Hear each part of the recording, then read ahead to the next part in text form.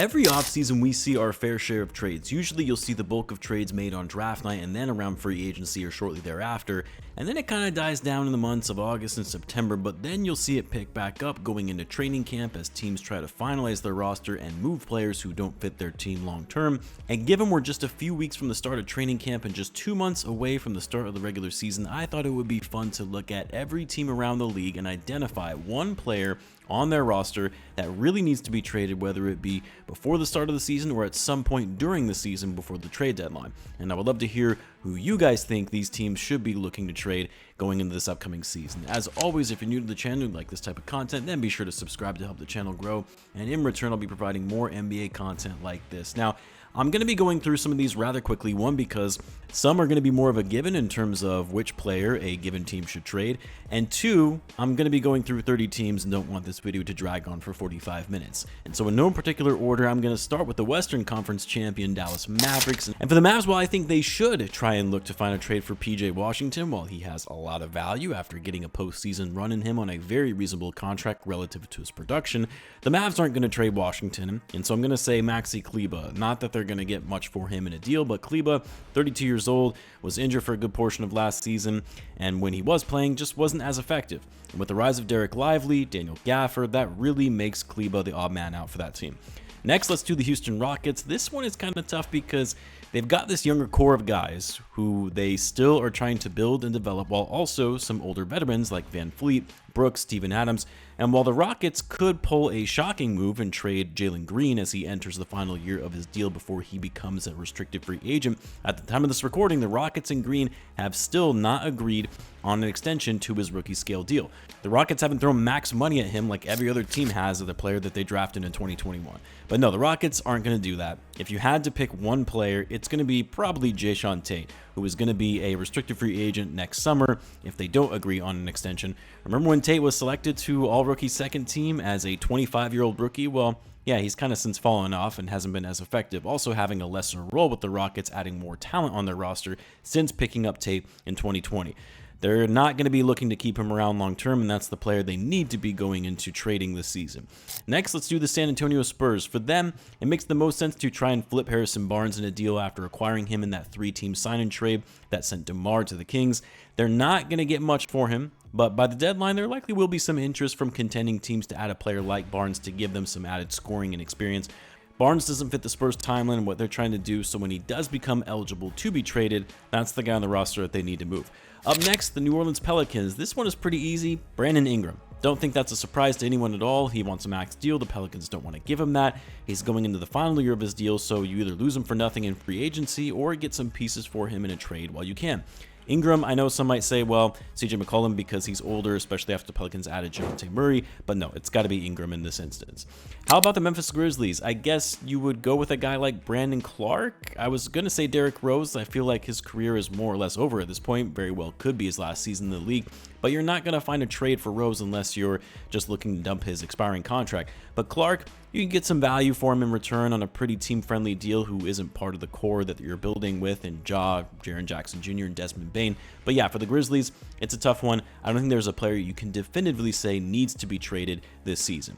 Next up, let's do the Washington Wizards. To me, this is a no-brainer and someone they should have absolutely traded at the deadline, and that's Kyle Kuzma. Still crazy to me that the Wizards gave Kuzma the option to be traded or not to the Dallas Mavericks, and he opted to stay in Washington because he liked his role with the team. I guess since he got his championship in LA, he's completely fine with losing and stuffing the stat sheet every night. But with Kuzma's contract, it's a descending deal, by the way, where the contract gets more and more favorable over time for the team.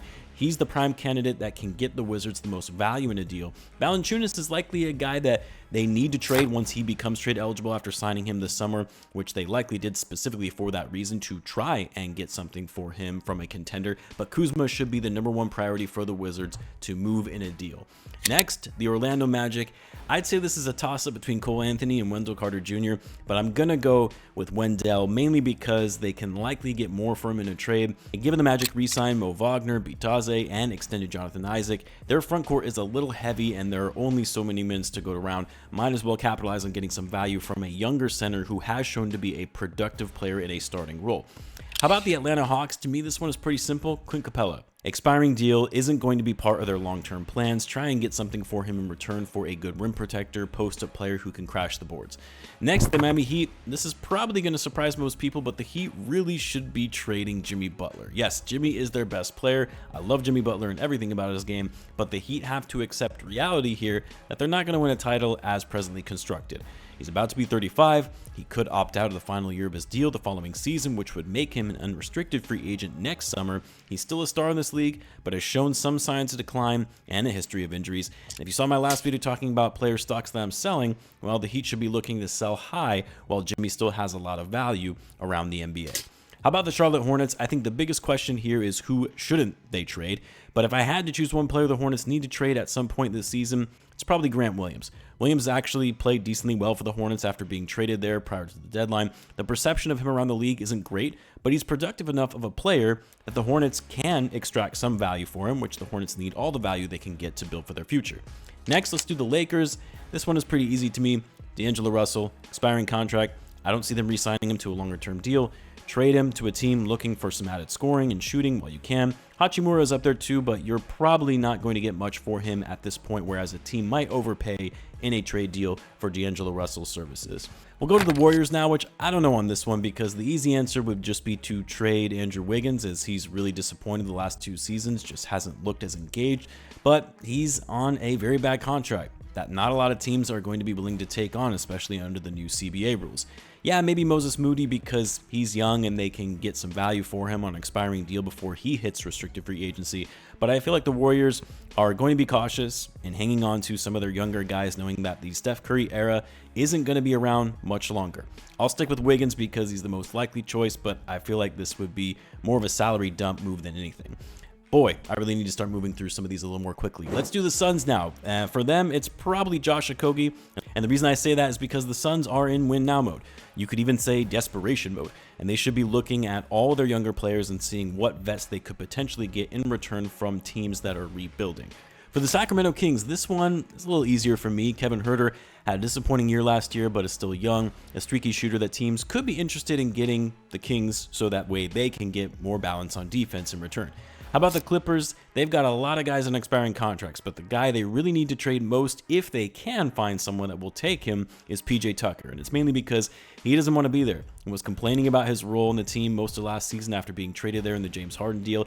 He could have opted out on the final year of his contract to finally go somewhere else, but he knew he wasn't going to be getting anywhere close to $11.5 million at age 39 from another team. So now he's stuck on the Clippers yet again. And if you're the Clippers, the last thing you want is an unhappy 39-year-old who doesn't want to be there and isn't going to contribute. Try and trade him now while you can. We'll do a few easier ones now. Next, let's do the Cleveland Cavaliers. Time to trade LeVert, decent player, but isn't really part of their core that they're trying to build and is on an expiring contract and about to turn 30. Get some value while you can before you let him walk in free agency. The Chicago Bulls. As a Bulls fan, there are a few guys I would have on this list, but the obvious answer for the Bulls is they need to trade Zach LaVine. Given he's been wanting to go elsewhere, dating all the way back to last year, they need to trade Vucevic as well, but no team is going to want Vuce, and LaVine needs to be made the priority at this point. Let's do the Pacers. This one is tough, but I would probably say TJ McConnell. One, because his deal is partially guaranteed.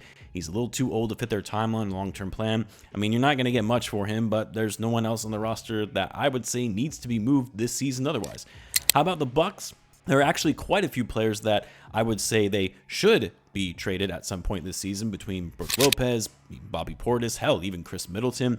But the guy that really needs to be traded right now is Pat Connaughton, who has kind of fallen off from his lights-out shooting that got him his most recent contract. He still has 2 years left on his deal, including a player option in the final year, which he will most likely exercise at this point. The Bucks, similar to the Suns, need to be making any and all moves to upgrade their roster and try to push for a title. As much as it makes some sense to move Lopez or Portis or Middleton because they have way more value than a player like Pat Connaughton, they're not going to move those guys when they have been so important to their core over the years. Connaughton is the guy that needs to be traded. Next, let's do the Pistons. I'm not really sure what to do here. You can't trade any of your young core. They just signed Tobias Harris and Malik Beasley, which don't make sense for them from a timeline perspective, but they needed vets. I'd say the trade that makes the most sense is flipping Tim Hardaway Jr. after they just traded him in the Quentin Grimes deal. Expiring contract, 32 years old. Tim Hardaway Jr. isn't going to want to be playing on a losing team anyway in Detroit. Makes sense to try and move him to a contending team that is looking for some offense off the bench. Let's do the Brooklyn Nets. To me, this one is pretty easy. They're in ultimate tank for Cooper flag mode. Might as well trade some of your better, younger players who are going to garner value in the open market. Cam Johnson is the most likely candidate for that. Philadelphia 76ers, not too sure on this one. I guess KJ Martin is the Sixers need to be looking at win now talent. Toronto Raptors, yeah, they need to trade Bruce Brown. Expiring deal doesn't fit what the team is trying to build with for the future. How about the defending champion Boston Celtics? Not really sure you would trade anyone when you were the most dominant and complete team in the league last year and coasted your way to the championship. I guess if I had to choose someone, it's probably going to be the guy they just drafted in Baylor Shireman. Trade him to a team that is rebuilding to get someone you can actually use in the rotation to try and defend your title. And then how about the Knicks? I feel like this one might be a little controversial to some, but for me, the writing is on the wall, and that's trading Julius Randle. I mean, the Knicks have just been better without Randle. They move the ball better, they play well with much better pace, there is a clear delineation in the hierarchy of who the scoring options are, and Randle still has value being with only 2 years left on his deal, possibly just one as he has a player option in the final year of his contract. This is an opportunity for the Knicks to further bolster their roster by making a big trade and moving on from Randle. How about the Denver Nuggets? Well, I think there have been some rumors going around about the Nuggets shopping Michael Porter Jr., or at least some saying that they should consider trading him. I don't see it happening at all. And for the Nuggets, they need to double down on their core and look to move some of their younger guys who aren't going to get the proper development on a team that is looking to win now. To that end, I think they need to trade Christian Braun, who is probably the most valuable asset on the trade market between all of their younger players. Move him to a rebuilding team, try and get another win now piece to go with your core. The Oklahoma City Thunder, such a young team, so much talent, hard to say there is a player they need to trade, but I'll go with Kenrich Williams just because he's not going to make sense for them long term. How about the Blazers? Feel like there are a lot of guys they need to trade between Jeremy Grant, Ayton, Simons, Robert Williams. But I'm going to say Anthony Simons because they likely can get the biggest haul for him in return. They're most likely going to waste his prime away as they're not anywhere close to competing yet. And trading Simons gets them right in the mix for the tank for flag sweepstakes. The Utah Jazz, yeah, they need to trade Jordan Clarkson. It's actually shocking he's still on that team after all these years, especially post-Gobert and Mitchell trades. And then finally, last but most certainly not least, the Minnesota Timberwolves.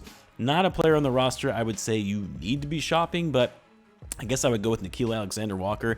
He's not going to be a player you build with, and he's on an expiring contract. So there you have it. Apologies for the very long video, but I had to get through 30 teams. Let me know where you guys agree or disagree in the comments. As always, be sure to subscribe, and I will see you in the next one.